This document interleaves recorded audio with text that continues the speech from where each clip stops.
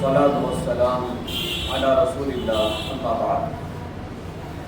عن عبد الله بن عمر رضي الله عنهما قال كان من دعاء رسول الله صلى الله عليه وسلم اللهم إني أعوذ بك من زوال نعمتك وتحول عافيتك وفجاءة نقمتك وجميع سخطك. رواہ مسلم.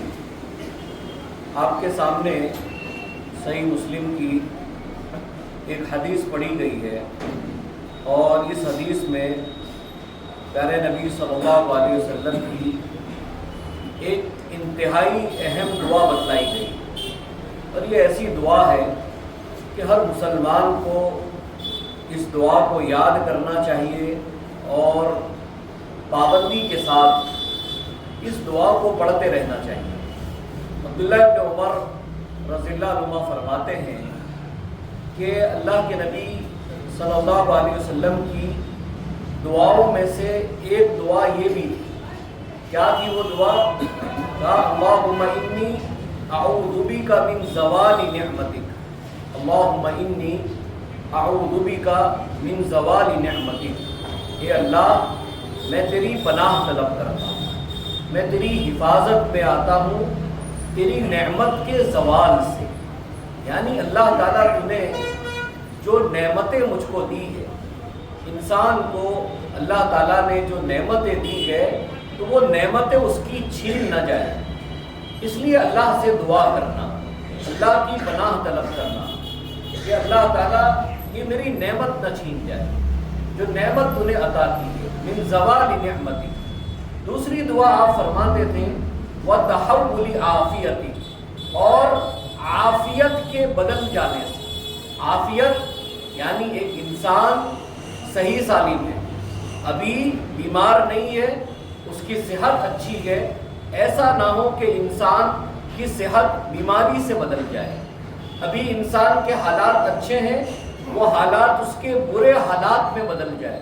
تو پیارے نبی صلی اللہ علیہ وسلم یہ دعا کرتے تھے وتحول عافیتی، یعنی تیری عافیت کے بدل جانے سے کہ اللہ تعالیٰ تو نے ہم کو عافیت میں رکھا ہے.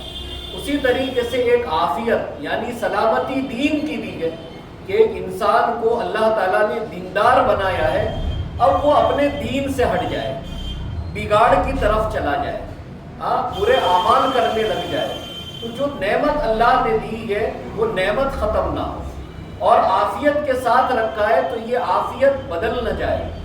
تیسری جو دعا کا جو تیسرا اس میں جو جملہ ہے وہ ہے وہ فجاءتی نقمتک. وہ فجاءتی نقمتک، تیری اچانک کی پکڑ سے. یعنی اللہ میں تیری پناہ میں آتا ہوں تیری اچانک کی پکڑ سے.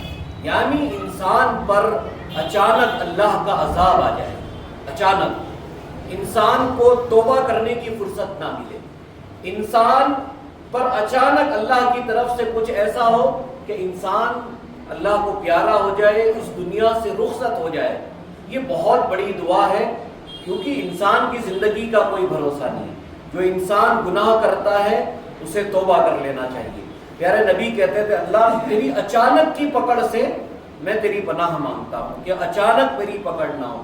چوتھی دعا نبی کرتے تھے وہ جمیع سخطی، اور اللہ تعالیٰ تیری تمام قسم کی ناراضگی سے، تیرے تمام قسم کے غضب سے اللہ تعالیٰ میں تیری پناہ طلب کرتا ہوں. کیوں؟ کیونکہ بندہ کوئی ایسا کام نہ کرے، اس سے کوئی کام ایسا نہ ہو جائے جس سے اللہ ناراض ہو جائے. اگر اللہ ناراض ہو گیا، اللہ ناراض ہو جاتا ہے تو اللہ کی ناراضگی کے بعد اب انسان کو کوئی بچانے والا نہیں. دیکھیے نوح علیہ السلام کی قوم کے لوگ جو سوار ہو گئے کشتی کے اندر وہ بچ گئے، اور اس کے بعد جو تھے وہ سب ہلاک ہو گئے. اللہ کا جب عذاب آتا ہے، اللہ کی جب پکڑ آتی ہے، اللہ جب ناراض ہو جاتا ہے تو پھر اس کا کوئی حل نہیں، کوئی پناہ کہیں نہیں لے سکتے. تو یہ دعا ہے پیارے نبی صلی اللہ علیہ وسلم کی. دعاؤں میں تاثیر ہوتی ہے، دعاؤں میں طاقت ہوتی ہے. یہ وہ دعائیں ہیں جن کو ہمیں یاد کرنا چاہیے اور انسان کو دعائیں مانگتے رہنا چاہیے. آج کا جو سوال ہے وہ سوال بھی دعا سے متعلق ہے.